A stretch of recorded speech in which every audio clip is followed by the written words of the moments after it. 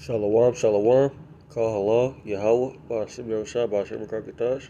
Double honors unto the elders of Great Millstone, and peace and salutations to the speckled bird and to all the brothers that are out there doing the work, magnifying the word, the truth, and sincerity, going out on the highways and byways, risking your freedom and your lives to do so.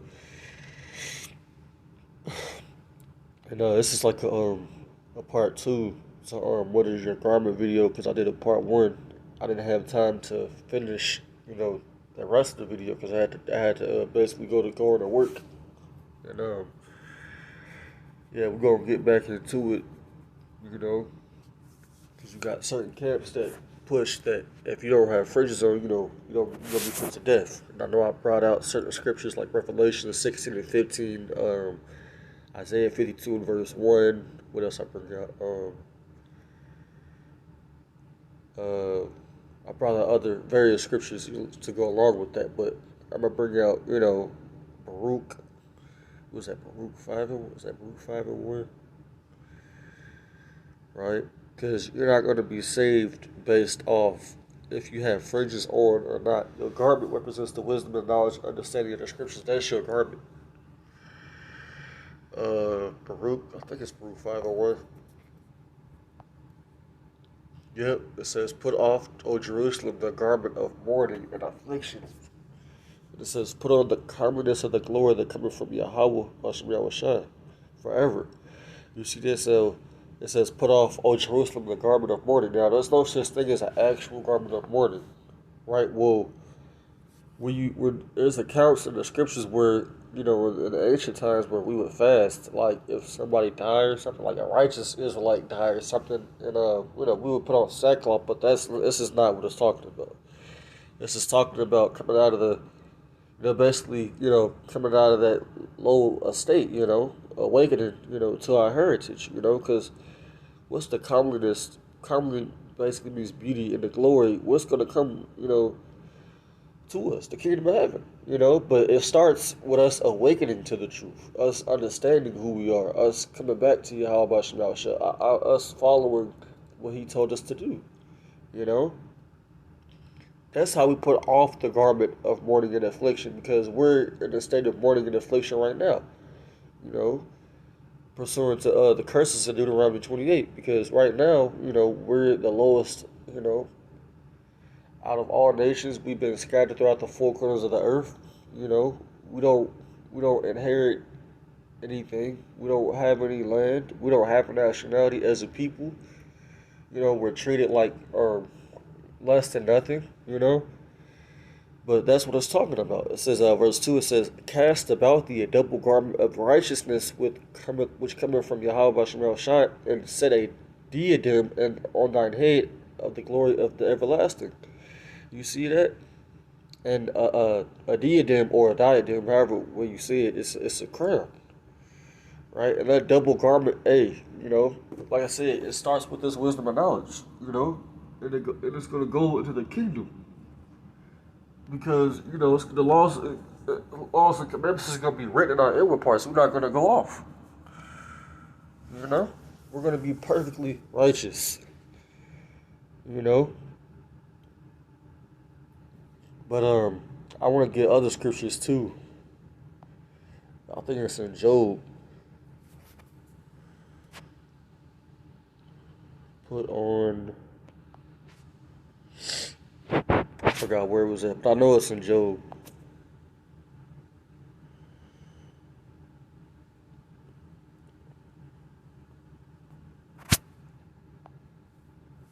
There we go. Job 29 and verse 14. 29 and 14. It says, "I put on righteousness and it clothed me, and judgment was a robe and a diadem." You see that? So that's what clothes you. That's your garment. Righteousness is what? Um, I forgot what it was. It should be your righteousness unto you. Righteousness in Deuteronomy. Righteousness unto you.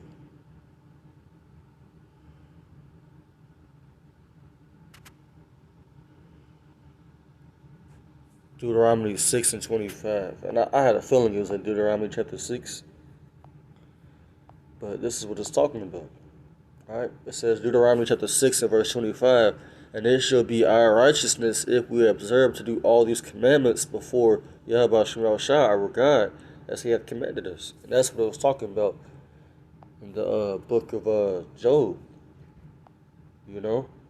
It was going to be our righteousness if, if we keep these commandments, Because if you go to Deuteronomy 28 and verse 1, it starts off, it says, and it shall come to pass, if thou doest all that I command thee, hey, we're going to be, blessed. And if we don't do everything that he told us to do, we're going to be cursed. And that's the garment of affliction. And so we got to take that off. How do you take that off? You got to come into this truth.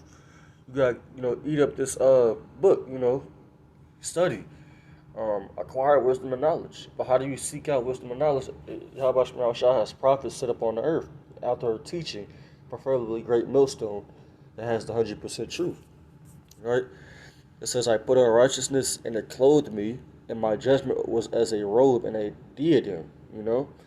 Verse 15, it says, I was eyes to the blind, and feet was eye to the lame. And those words, the blind, the lame, the poor, the meek, those words all represent the nation of Israel because, we are in a low estate, and it says basically, in the curses, it says that we should grope as a blind man gropeth in darkness, but as spiritually speaking, because, we're all into these different other philosophies, before we come into the true one, we don't know which way to go.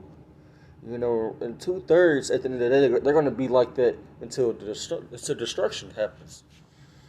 It says, verse 16, it says, I was a father to the poor, and the cause which I knew not, I searched out, And this is what you do. You search out the cause.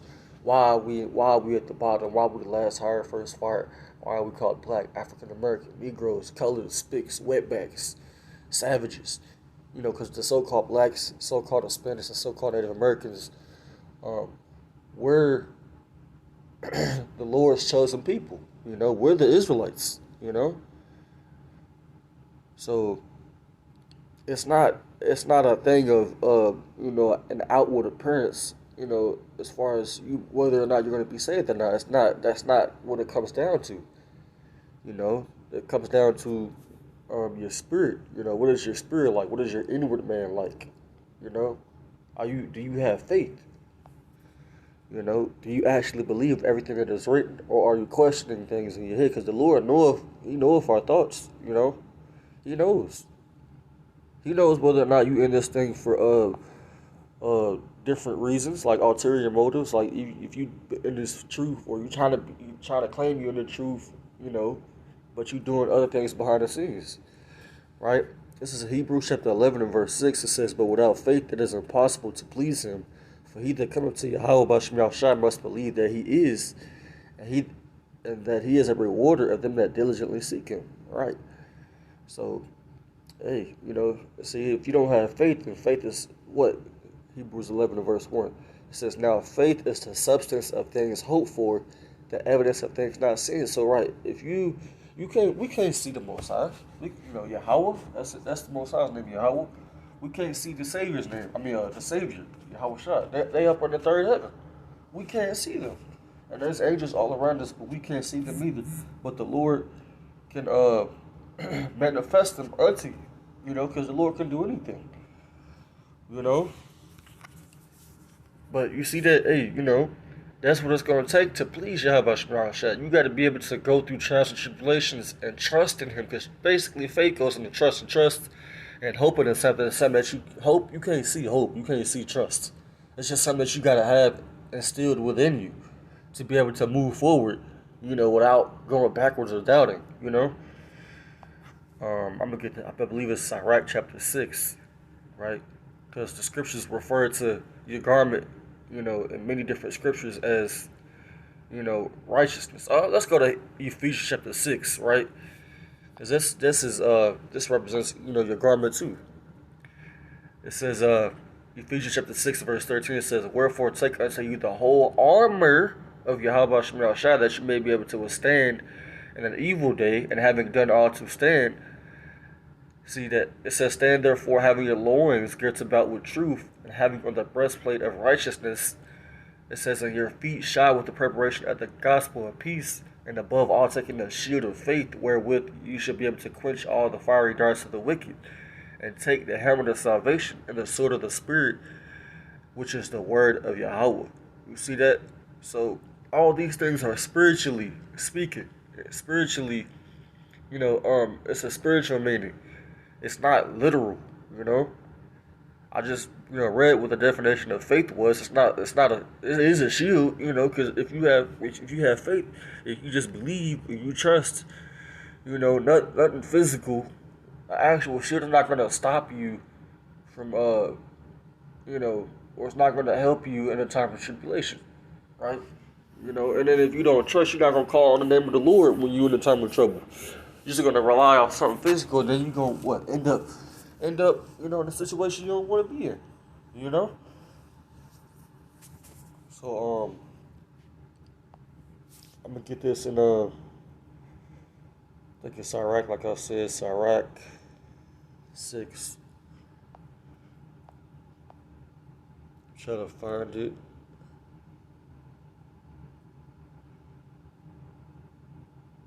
Right? It says, Sirach chapter 6 and verse 23. It says, give ear, my son, receive my advice, and refuse not my counsel, and put thy feet into her fetters, and thy neck into her chain.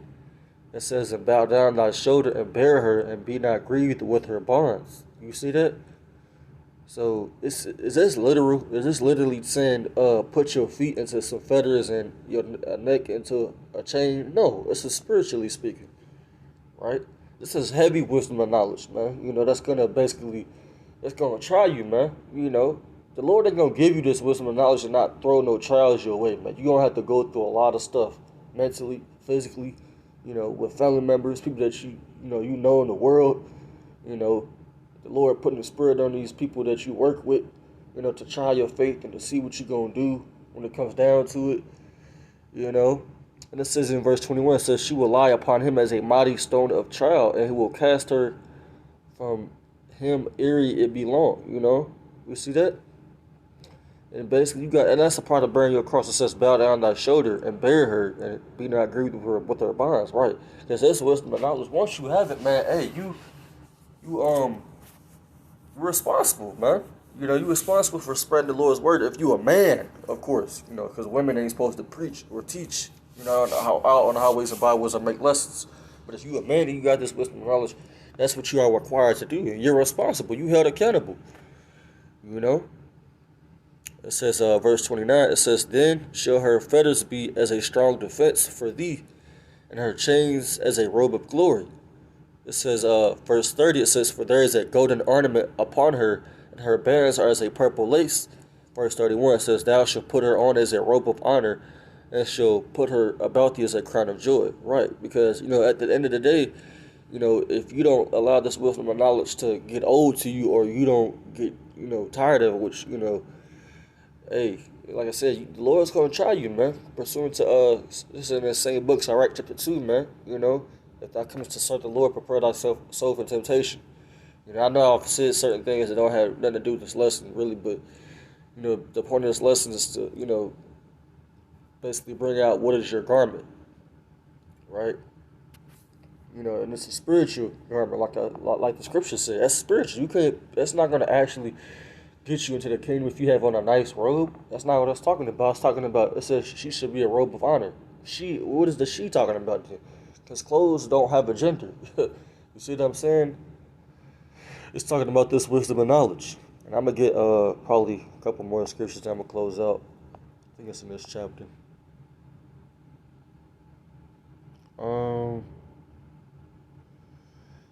Matthew chapter 22 and verse 11, it says, and when the king came in to see the guest, and he saw there was a man which had not on a wedding garment, he said unto him, friend, how camest thou in hither, not having a wedding garment? And he was speechless. You see that? And that wedding garment represents the wisdom and knowledge, understanding the true doctrine of Yahweh Shemini Shah.